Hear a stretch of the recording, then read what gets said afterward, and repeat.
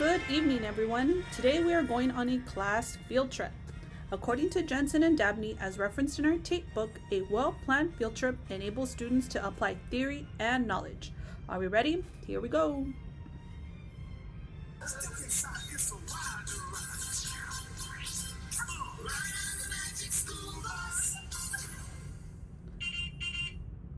Today we are getting lost in space. Today's lesson is a third grade science lesson where students will be exploring and researching the moon along with space travel. On page 25 of our tape book, it states field trips must be directly related to a standard or content objective and should be taken prior to the unit of instruction. This allows our brains to make connections between what was experienced on the field trip and the subsequent learning. Next, we're going to view a moonwalk.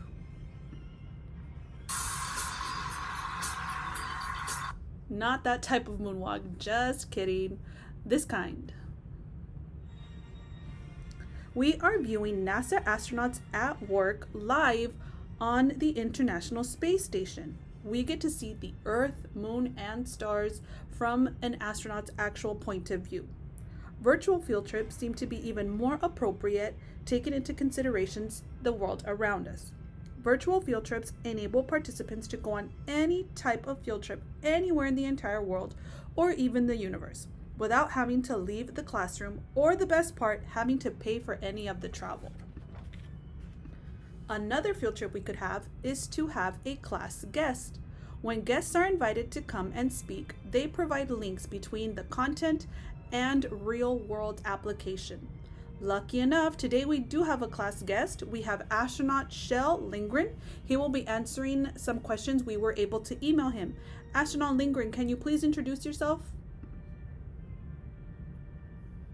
Hi, I'm NASA astronaut Shel Lindgren, and I just returned from 5 months on the International Space Station as a flight engineer on Expedition 44 and 45. I'm standing here at Johnson Space Center in Houston, Texas, and I've got some questions from kids in kindergarten coming from an iPad. So let's take a listen and see if I can answer these questions. How do you know whether when to sleep?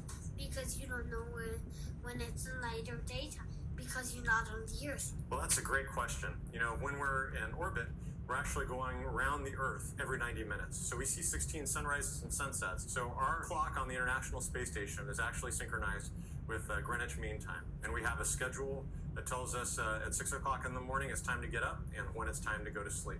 And that way all the control centers around the world know what to expect, know when we're available for work and when not to bother us. Thank you so much, Astronaut Lindgren. Thank you for joining us today. Thank you for your questions. As you can see, going on a field trip does not necessarily mean needing to leave our campus or our classroom. We can bring a field trip to us. For example, continuing with our lesson, let's say we wanted to take a walk across the moon. Hi there, boys and girls. Are we ready for our field trip to the moon? Because here we go. It's right there. The astronauts on the Apollo mission landed on the Sea of Tranquility. It was chosen because it was mostly smooth and level. So we can actually walk all the way across the moon. We can go up really, really high and see where the astronauts landed.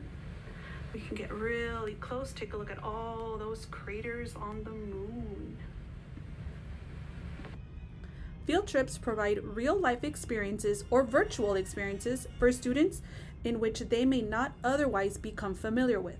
It allows students to make meaningful connections between the content and the application. As we head back to Earth, take a moment to reflect on these questions. Which field trips am I already incorporating into my professional learning and lessons? What additional field trips will I incorporate as I plan future lessons? What lesson have I taught in the past in which I can include a field trip next time I teach that same lesson? I hope you enjoyed our field trip into outer space. Let's see what adventure awaits us next time.